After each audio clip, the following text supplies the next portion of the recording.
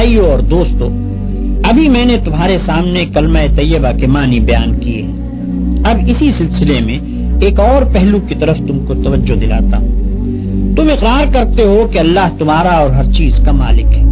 اس کے کیا معنی ہے؟ اس کے معنی یہ ہیں کہ تمہاری جان تمہاری اپنی نہیں، خدا کی ملک ہے۔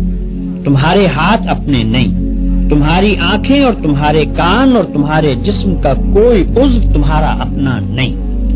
یہ زمینیں جن کو تم جوتتے ہو، یہ جانور جن سے تم خدمت لیتے ہو، یہ مال اسباب جن سے تم فائدہ اٹھاتے ہو، ان میں سے بھی کوئی چیز تمہاری نہیں۔ ہر چیز خدا کی ملک ہے اور خدا کی طرف سے عطیے کے طور پر تمہیں ملی ہے۔ اس بات کا اقرار کرنے کے بعد تمہیں یہ کہنے کا کیا حق ہے کہ جان میری ہے، جسم میرا ہے، مال میرا ہے اور فلاں چیز میری ہے؟ دوسرے کو مالک کہنا اور پھر اس کی چیز کو اپنی قرار دینا بالکل ایک لغو بات ہے۔ اگر در حقیقت یہ بات سچے دل سے مانتے ہو کہ ان سب چیزوں کا مالک خدا ہی ہے، تو اس سے دو باتیں خود بخود تم پر لازم ہو جاتی ہیں۔ ایک یہ کہ جب مالک خدا ہے اور اس نے اپنی ملکیت امانت کے طور پر تمہارے حوالے کی ہے، تو جس طرح مالک کہتا ہے اسی طرح ان چیزوں سے کام لینا چاہیے۔ اس کی مرضی کے خلاف ان سے کام لیتے ہو تو دھوکہ بازی کرتے ہو۔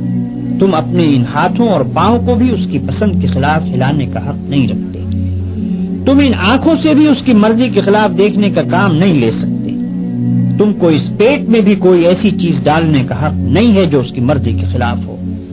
تمہیں ان زمینوں اور ان جائیدادوں پر بھی مالک کے منشا کے خلاف کوئی حق حاصل نہیں ہے۔ تمہاری بیویاں جن کو تم اپنی کہتے ہو اور تمہاری اولاد جن کو تم اپنی کہتے ہو، یہ بھی صرف اس لیے تمہاری ہیں کہ تمہارے مالک کی دی ہوئی ہے۔ لہذا تم کو ان سے بھی اپنی خواہش کے مطابق نہیں بلکہ مالک کے حکم کے مطابق ہی برتاؤ کرنا چاہیے۔ اگر اس کے خلاف کرو گے تو تمہاری حیثیت غاصب کی ہوگی۔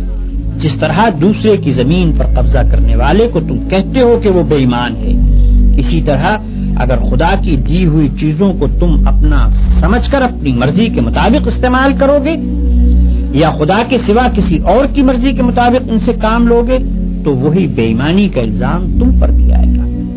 اگر مالک کی مرضی کے مطابق کام کرنے میں کوئی نقصان ہوتا ہے تو ہوا کرے، جان جاتی ہے تو جائے، ہاتھ پاؤں ٹوٹتے ہیں تو ٹوٹے، اولاد کا نقصان ہوتا ہے تو ہو، مال و جائیداد برباد ہو تو ہوا کرے، تمہیں کیوں غم ہو؟ جس کی چیز ہے وہی اگر نقصان پسند کرتا ہو تو اس کو حق ہے۔ ہاں، اگر مالک کی مرضی کے خلاف تم کام کرو اور اس میں کسی چیز کا نقصان ہو تو بلا شبہ تم مجرم ہوگی، کیونکہ دوسرے کے مال کو تم نے خراب کیا۔ تم خود اپنی جان کے مختار نہیں ہو۔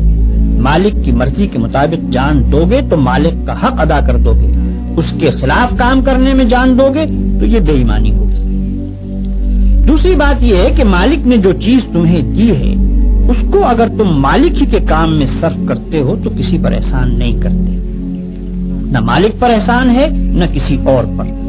تم نے اگر اس کی راہ میں کچھ دیا یا کچھ خدمت کی یا جان دے دی جو تمہارے نزدیک بہت بڑی چیز ہے، تب بھی کوئی احسان کسی پر نہیں کیا۔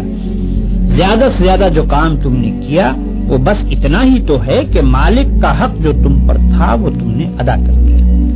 یہ کون سی ایسی بات ہے جس پر کوئی پھولے اور فخر کرے اور یہ چاہے کہ اس کی تعریفیں کی جائیں اور یہ سمجھے کہ اس نے کوئی بہت بڑا کام کیا ہے جس پر اس کی بڑائی تسلیم کی جائے؟ یاد رکھو کہ سچا مسلمان مالک کی راہ میں کچھ خرچ کرنے یا کچھ خدمت کرنے کے بعد پھولتا نہیں ہے بلکہ خاکساری اختیار کرتا ہے۔ فخر کرنا کار خیر کو برباد کر دیتا ہے۔ تعریف کی خواہش جس نے کی اور اس کی خاطر کوئی کار خیر کیا وہ خدا کے ہاں کسی اجر کا مستحق نہ رہا، کیونکہ اس نے تو اپنے کام کا معاوضہ دنیا ہی میں مانگا اور یہیں اس کو مل بھی گیا۔ بھائیو، اپنے مالک کا احسان دیکھو کہ اپنی چیز تم سے لیتا ہے اور پھر کہتا ہے کہ یہ